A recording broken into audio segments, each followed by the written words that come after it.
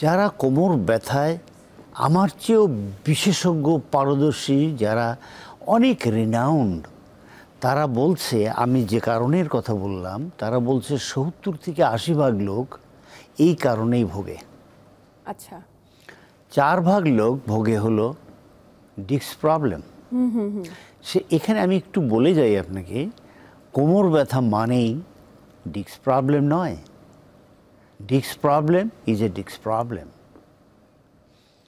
অনেক সময় লোকজন লিস্থিসিস হয়। আমি একটা ডামি আপনাকে দেখাই। এখানে যে বোনটা আছে, এখানে সুন্দর লেগে আছে, কিন্তু একটা থেকে আরেকটা সরে যায়, লিস্থিসিস হয়। তার জন্য কোমর ব্যথা হয়। যারা অনেক বয়স হয়েছে, যাদের বোন ডেন্সিটি কমে গেছে, অস্টিওপোরোসিস হয়েছে, তাদের এখান থেকে কোমর ব্যথা হতে পারে। একটু আগে বলছি 4% people is suffering from the disc problem.